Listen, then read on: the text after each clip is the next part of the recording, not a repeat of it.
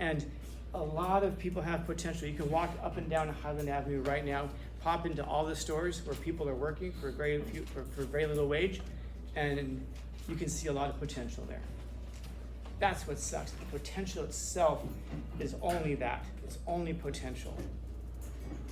And so the potential that you have, I mean, I don't know how to say it any other way except just to like almost like plead with you to exploit it and to do what you could possibly do. Because what you could possibly do, I promise you, is so far outside of your ability to understand it. To the point that I also can see faces of people right now who believe I'm absolutely full of shit with what I'm saying. You can't even believe it about yourself when someone's telling you this honestly. There's something that's so much more to you than just this thing that you presently are. What you presently are is like a kernel, man. Because it's phenomenal. I hate even talking about it because it's hard for a lot of people to even believe. But if you don't believe it yourself, how can anybody else believe it? And if you don't believe it yourself, and this is why it's so important, you have to believe it's possible. Because if you don't believe it's possible, then you're never going to gear yourself up to pursue it. If I said to you, oh, you can run to Pluto from here, you would never even try because you understand it's impossible. So then when I say something like, you could own your own business someday and flourish at it, if you don't think it's possible, I might as well have just told you that you could run to Pluto.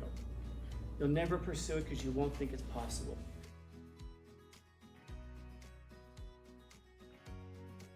So what if I guess what I'm asking is, what if you find yourself in a place where there isn't really much that you're hoping for? Like you're fine with everything that you have. What is it that can motivate us after something like that? Because we all kind of recognize that being hopeless in life is a bad place to be. And yet when we talk about hope, we hope for things like a bigger house, nicer car, whatever. But wouldn't it be neat to find yourself in a place in life when you aren't hoping for a nicer car or a bigger house? In other words, you're content with what you have. But then that creates a vacuum such that if you're content with what you have, then that means you're not hoping for things, which means you're in a bad place because you're living a life without hope. And so that's why I asked that question earlier, like the difference between hope and faith, because there is a distinction between the two. There are words in life that are synonyms. They mean the same thing. Almost never do they mean the exact same thing. They mean something very, very similar. Like do you guys know the difference between a bucket and a pail? Yeah, see? A bucket's supposed to be wood. Pails are things that's made of some other material. Does it really matter if I tell you I'm carrying a bucket or a pail? No. But there is a difference between them, and that's why we have different words for them. Sometimes new words come and they take over for the old words, and so they're words that we don't use anymore. But when we come across that, like faith and hope, that should tell us that there is a difference, even if we don't know what it is. Like if I were to ask you, what's the difference between a soul and a spirit? It's probably difficult for a lot of people to explain the differences on. Even if you don't, whether you believe in it or not, those are different things. What do people mean when they refer to those things differently? And so hope is a thing that, again, we recognize if you don't have it in your life, you're living in a very dark place in life. So that tells us that there has to be something for our lives that we have to hope for. Even if we're content with what we have, there has to be something else that we're aiming for and that we're striving for. You know, there's something to be said about being content with what you have, but that also tells us that there's something to be said about being complacent with where we are. And there's a difference, therefore, between being complacent and being content. And so I wonder when we start thinking about the kinds of things that we hope for, if we ever wonder why it is that we're hoping for that thing, like a bigger house.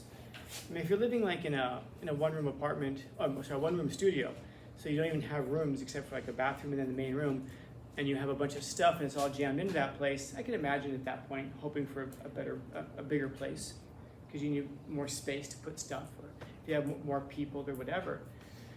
But you guys ever see those mansions? Like, 20-bedroom mansions, and I don't know, maybe there's that practical side of me that my first question is always, my God, who cleans all that? Like, even if you don't use your stuff, it gets all dusty. And so my thought is always like, man, imagine having to clean all that. Like right now, Any of you guys get annoyed because you have to go like clean your 2-bedroom house or 2-bedroom apartment? It's like, frick, man, it's annoying. See, it amazes me how often I have to sweep my floor. Now, 20 bedrooms, geez. And then some of you are sitting there going like, well, you just pay someone to do it. Which probably, if you can afford a 20-bedroom house, you have people to clean it. But when you're hoping for a big place like that, there's probably an it underneath it that we can figure out what it is that we're hoping for on top of all of that. And so when we start to hope for that thing that we always kind of almost intuitively plug into the end of the word hope, we hope for a better future. To ask ourselves what that better future looks like. Because for it to be better, it has to be different from what we presently have. Like if I tell you, we're going to read a poem when we get back from break, it's called When You Are Old. And when I ask you, who's the audience for this poem, even just the title should tell you who it's for. When you are old, which means that today you are young. So you're supposed to read this poem when you are old, because you can't give that poem to a 90-year-old person, hey, when you're old, oh, I can't wait to get there. It'd be like giving a poem to a 10-year-old when you were young. He's still only 10. So when you were old means that there's a contrast between where you presently are and where you're going to end up. And so it's a good question to ask ourselves. What do we want to be better about our lives? Because sometimes it isn't necessarily better, it's just like amplified. If I want to have a future full of family and friends. If you already have a present full of family and friends, well then you just want to be more of the same. And then there's a certain melancholy that can go along with that because you realize that things never stay the same. Things pass and old things become new. And so, not in my class. Transfer. So then to figure out what it is that you're hoping for, so you can figure out like maybe there's something else that can meet those requirements, meet those demands. If you want more friends and family around you, maybe what you're looking for is more experiences, more people to do things with. Maybe what you're looking for is more love. Maybe what you're looking for is just to be known by people, and to figure out what those things that you're hoping for. Because, I mean, again, to be without hope is a dark place. It really is. We asked that question, why is it that people commit suicide? And, I know some of us have been affected by this recently. It isn't because you're sad, it's because you lack hope. And so that tells us that finding a hope in your life is not just a matter of, I'd like to find hope. It's an existential need. It's an existential demand. There has to be some kind of a projection of yourself into the future. I hope that someday I will, travel to Pluto or something. I hope that tomorrow I get to find out, I hope that tomorrow I get to find out how the Dodgers played. So it's the thing that gets you going into the next day and into the next day and into the next day. And to be able to see how it all turns out. I don't know if any of you guys have that sense of melancholy. There's actually a word for it. I can't remember what it is, but it's this like sadness that you don't get to see how things turn out. Like wouldn't it be neat to know if there's going to be a next world war, who's it going to involve? Maybe you don't want to be here for it, but don't you want to know like if aliens exist, if they ever show up here, wouldn't you like to see what happens? Don't you want to know who wins the next Super Bowl? Don't you want to know what happens tomorrow? Don't you guys want to see if the trash can goes flying? Somebody told me about that yesterday. I was like, our trash can just went viral. 10 million views, man, for a trash can. That sucks. How many views for a guy who fails a backflip? A basketball court?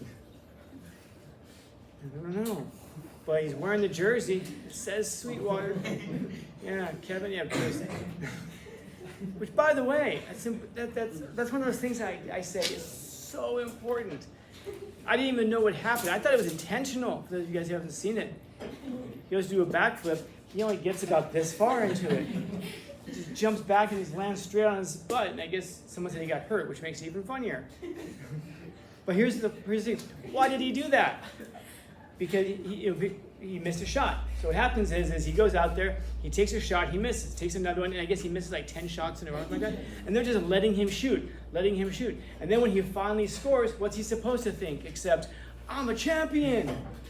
I can do anything. That's when, if you're a friend, you step in and you say, no, you can't do anything. Yeah, I can. Watch this.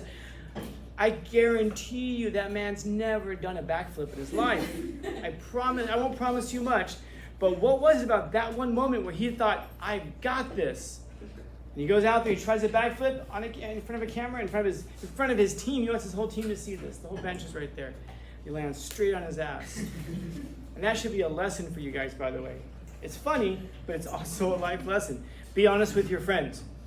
Don't let your friend take 10 shots and go, oh, I can't stop you. Oh my God. And then when they make it, oh my God, you're so good. Because if they start believing that, they're going to go out there and they're going to do some really dumb stuff. You should believe in yourself a bit more. And that's one of those things that gets me about the trash can, as I was saying. Thing's got 10 million views, dude. Somebody named something great that a student here did last week.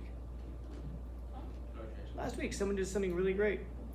Tell me who the student was. Tell me what happened. Right? Something did happen, and a student here accomplished something really great last week. That didn't get 10 million views. That's how Suhai is known. Guy who can't do a backflip in a flying trash can. And by the way, there's some neat stuff about the trash can. I love the fact that it lands on the guy's head, pops it off, brushes himself off, fixes the hat. The whole time he is still on mission. That's neat. I guess that says something pretty good. But isn't it amazing that that one thing that starts to define us? What great things are going on campus right now? What are some great things that some of us have accomplished? I promise you there's a lot, but the problem with not seeing it is that we start to think that we can't see it in ourselves. You start to think, oh, well, we're defined as a flying trash can. That's all we are, but that you guys are so much more than just a flying trash can. It's funny. I think it's hilarious. Obviously, I made some slides about it. But my point is just don't lose sight of who you are. Don't lose sight of what you could be. Because what you could be, as I've said many times, is just so far outside of your present imagination. And I can look at some of you guys, I can see it, and I can say, this person's going to do very well. This person's going to excel. And it isn't just, oh, that person has an A, they're going to do great. No, it has nothing to do with the grade at all. It has a lot to do with other intangibles. But the problem is that it's only a potential, it's only a hope, unless you actually pursue it and drive through and do something about it. And a lot of people have potential. You can walk up and down Highland Avenue right now, pop into all the stores where people are working for very little wage, and you can see a lot of potential there. That's what sucks. The potential itself is only that. It's only potential. And so the potential that you have, I don't know how to say it any other way except just to almost plead with you to exploit it and to do what you could possibly do. Because what you could possibly do, I promise you, is so far outside of your ability to understand it. To the point that I also can see faces of people right now who believe I'm absolutely full of shit with what I'm saying. You can't even believe it about yourself when someone's telling you this honestly. There's something that's so much more to you than just this thing that you presently are. What you presently are is like a kernel, man. And then you add some heat to it and see what you become. Do you burn? Do you become a soft white popcorn shell or whatever, Because it's phenomenal. I hate even talking about it because it's hard for a lot of people to even believe, but if you don't believe it yourself, how can anybody else believe it? And if you don't believe it yourself, and this is why it's so important, you have to believe it's possible. Because if you don't believe it's possible, then you're never going to gear yourself up to pursue it. If I said to you, oh, you can run to Pluto from here, you would never even try because you understand it's impossible. So then when I say something like, you could own your own business someday and flourish at it, if you don't think it's possible, I might as well have just told you that you could run to Pluto. You'll never pursue it because you won't think it's possible. Are there things in your life that are impossible? Yes. Kevin is not going to do a backflip. Okay? Any of you guys who get into fights right now out there, oh God, dude, wait until April or May. First off, don't get into fights, right? But if you're going to, you're absolutely stupid to get into one right now. Because one thing I can promise you, what's going to happen? A trash can's going to come flying your way. Someone trying to reanimate the trash can. So, that's all I can say. You got to believe it's possible. And unless you do, then it might as well never even popped into your head. It's only ever potential. But I hope you guys reach more than your potential. That you guys actually, your reach exceeds your grasp, and you actually reach to your reach. And if you do, and you guys make a lot of money at it, just remember, I believed in you from the beginning. Yeah. I made a comment last year about a McLaren. I said, and just remember, when you make it, McLarens are cool cars. I think it'd be a lot of fun to drive one. So one of my students brought me a McLaren, a little Hot Wheel. I have it up there, a purple one. And he said, when I get the money to buy a real one, I'm bringing you a real one. And I'm like, okay. But I think that kind of sucks, because if that ever does happen, I'll probably be too old to enjoy driving it, huh? No, because once I'm 90, what am I looking for anyway, right? Let's go fast. I figure if you're 90, you gotta be in a hurry, right? I don't have much time. Are you late? No, I don't have much time. Questions, comments, concerns, complaints, criticisms, critiques?